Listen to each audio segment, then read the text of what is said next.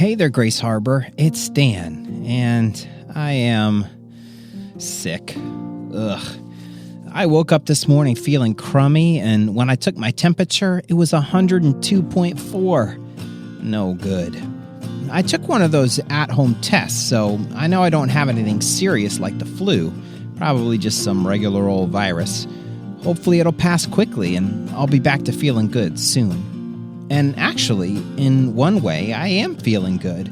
I'm still pumped up from a great Easter weekend. It's just that my body isn't doing so hot.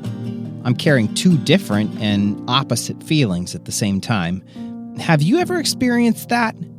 Now, for me, I'm feeling two different ways for two different reasons, but sometimes we can actually feel two different ways about the same thing.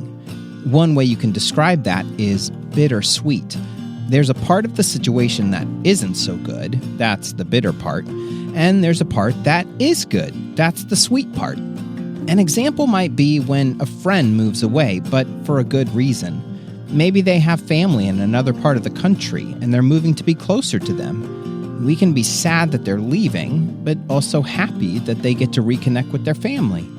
Or maybe you're really looking forward to a special activity one weekend, and it ends up getting rained out. That's a total bummer. But maybe you end up finding something else to do that's also fun. You can totally be sad that the thing you were looking forward to didn't happen, while also enjoying the thing that did. Can you think of something that has happened to you or someone you know that is bittersweet? If you need more time, you can pause the podcast, and I'll be right here when you get back.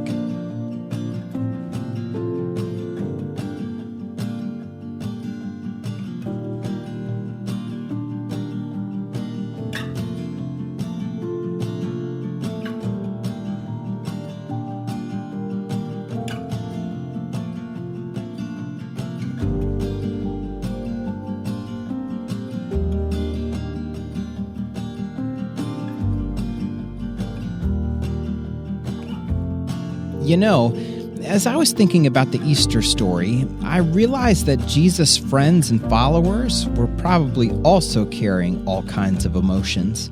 Having their friend and teacher die had to be really, really sad. And then, a couple days later, he's alive again. I'm sure they were really excited to see him, but that doesn't change how hard the experience was. In fact, before all of that happened, Jesus had a friend named Lazarus who had died. Jesus arrives at his family's house, and they take him out to the cave where they'd put Lazarus' body. When Jesus gets there, it says he weeps. Jesus cried. And now here's the interesting thing. In just a moment, Jesus was going to bring Lazarus back to life. Now, this was not something Jesus did a lot, but this was one of those times. And yet, even though he was going to bring Lazarus back to life, he still cried. Why do you think he cried? I imagine he was sad that Lazarus and his family and friends had to go through that. Of course, they would be happy to have him back, but that doesn't change how hard it was. And that's kind of like how life is for us today. Right now, we still get sick. We can still get hurt, and people do still die. And when someone dies, it's very sad and super hard for everyone who loves them. Even though God will someday give us never-ending life, that'll happen at some point in the future that God chooses, and it could end up being a super long time away. So for now, we take care of ourselves and each other as best as we can. We try to stay safe and healthy so we can be around to enjoy our life and the world and the people we love for as long as possible. But Easter, it can offer us hope and comfort when someone we love does die. We can trust that God is taking care of them. Okay, let's close in prayer. If you want to, you can close your eyes and fold your hands. Dear God, we thank you for the good news of Easter. At the same time, there are still things in this life that are hard to carry. Help us remember that we can be both sad and joyful at the same time, just as you were with your friend Lazarus. Amen.